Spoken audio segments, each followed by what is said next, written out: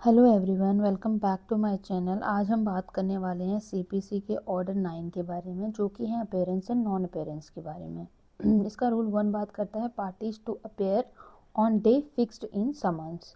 तो जिस दिन की तारीख समन्स में दी गई है उस दिन दोनों पार्टीज जो है प्लेंटिफ और डिफेंडेंट को कोर्ट में हाजिर होना होता है, चाहे वो खुद आए या अपने वकील को भेजे।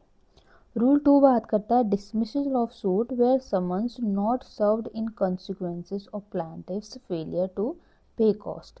यानी अगर प्लांटिव ने समन्स भेजने के खर्चे कोर्ट फी नहीं भरा और इस वजह से डिफेंडेंट को समन नहीं मिला तो कोर्ट केस को डिसमिस कर सकती है। रूल 3 है where neither party appears suit to be dismissed.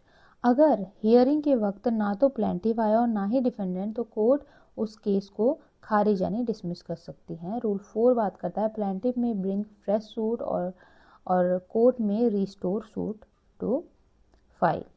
अगर रूल 2 या 3 में केस डिसमिस हुआ है तो प्लेंटिफ नया केस फाइल कर सकता है या कोर्ट से पुराना केस रिस्टोर करने की रिक्वेस्ट कर सकता है अगर उसके पास ना आने का कोई ठोस कारण हो। रूल 5 बात करता है dismissal of suit where plaintiff after summons returned unserved fails for 1 month to apply for fresh summons.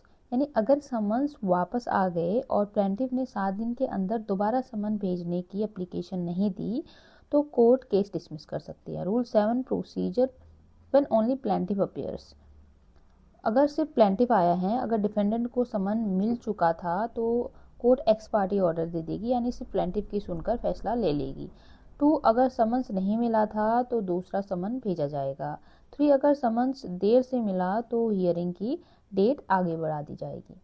7 है रूल, ये बात करता है procedure where defendant appear on day of adjourned ex party hearing. यानी अगर एक्स पार्टी ऑर्डर के बाद defendant अगली डेट पर आ सके तो और सही वजह बताता है तो कोर्ट उसे केस में दोबारा शामिल होने की इजाज़त दे सकती है। Rule 8 procedure where only defendant appears.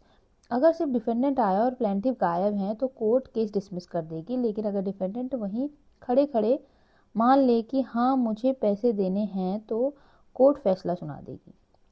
Rule 9 degree against plaintiff by default bars fresh suit. ये बहुत इंपॉर्टेंट है। अगर रूल 8 में केस डिसमिस हुआ तो आप नए केस नहीं कर सकते, आपको वही पुराना केस रिस्टोर करवाने के लिए एप्लीकेशन देनी होगी। रूल 13 बात करते हैं setting aside decree x party against defendant. यानी कि अगर डिफेंडेंट के खिलाफ एक्स पार्टी फैसला हो गया है तो वो उसे कैंसिल यानी सेट असाइड करवाने की एप्लीकेशन दे सकता है। अगर वो साबित कर दे कि उसमें समन्स नहीं मिला, उसे समन्स नहीं मिले था या फिर कोई और इमरजेंसी थी तो कोर्ट केस दोबारा शुरू कर देगी। Rule 14 no decree to be set aside without notice to opposite party. Court बिना प्लेंटिफ को बताए या नोटिस दिए बिना एक्स पार्टी डिक्री को कैंसिल नहीं करेगी। So this was order 9। I hope आपको ये अच्छे से समझ में आ गया होगा। Thank you so much for watching.